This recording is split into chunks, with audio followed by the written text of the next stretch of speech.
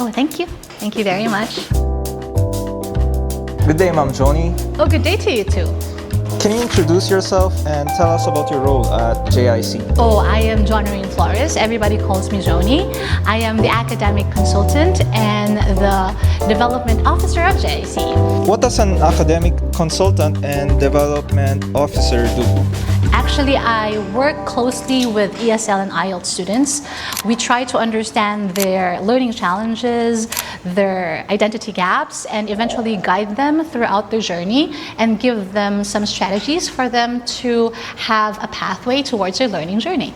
What usually happens during your consultations with students? Well, in consultations, I try to analyze their listening issues, meaning with comprehension and how they understand the question.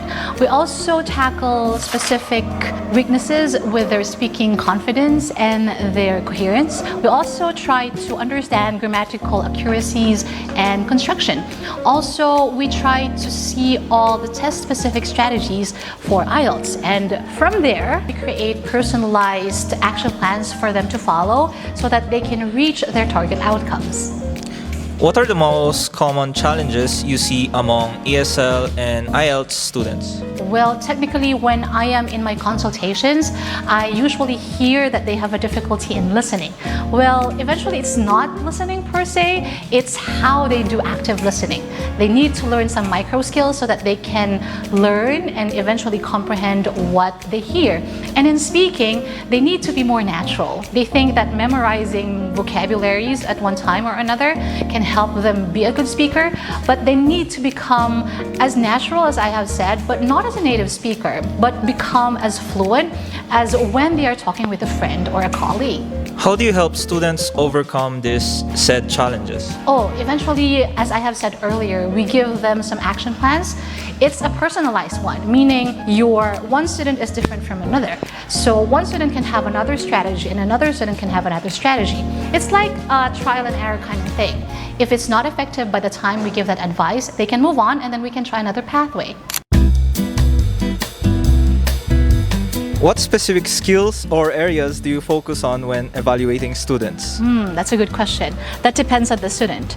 Each and every student have a different profile. It's like having your fingerprint. It's different from one and another. Their strategy for their action plan is very different depending on what skill they want to improve on and want to focus on. How do you create an effective action plan for each student? First of all, I ask them how long they will be staying. So an action plan needs a duration. It needs time. So depending on their stay for their study, it needs to have a pathway. So for example, they're going to stay here for just 4 weeks. They have a certain action plan. If they're going to stay here for quite a long time, we will have more chances on developing that kind of action plan and hopefully they can get their target outcomes. How do your consultations contribute to program or curriculum development? Well, this is something that I am very happy of because they come to me every 2 weeks. They would have different sets of questions on how they can improve on.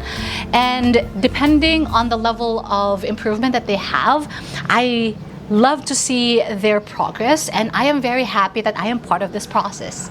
In what ways do you support teachers and improve academic materials? This is a very good question because through consultations we are able to analyze things, we are able to understand things such as their learning challenges, as I have said before. We are able to improve our programs. We are also able to support teachers' training and materials development. Also, we are able to contribute to the innovation of our curriculum. What do you find most rewarding about your role?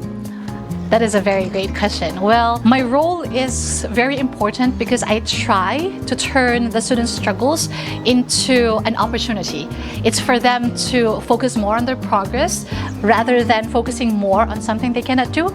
Because of my job, I am able to give them a certain pathway, as I have said earlier, and they will have a clearer way towards their goals and their objectives. How do you measure student progress or success? Success is never measured, I think so. But then through language, there is what we call a CEFR. So they know where they are at the moment and where they are going. But the success here, I believe, is when they are able to communicate effectively, if they are able to understand, if they are able to construct sentences in a way that they feel is more natural and more comprehensive. This is success in communication or learning a second language. What makes JIC's academic approach unique? I think it's not just about teaching. So JIC is not just here to teach. We guide, we support, and we try to develop the learner's learning journey. I think the core of our academy to be part of their life as a student, that when they go home, they will say, I am from JIC and I have learned a lot. What message would you like to share with future students? Well, to our future students, this academy is ready and we are gonna be here to welcome you as our students. But then, this is what we can say. This is where you create and start your journey for English.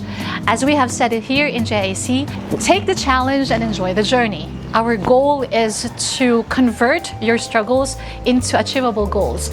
This is an opportunity for you to become strong and enabled communicators. So we will see you here at JIC.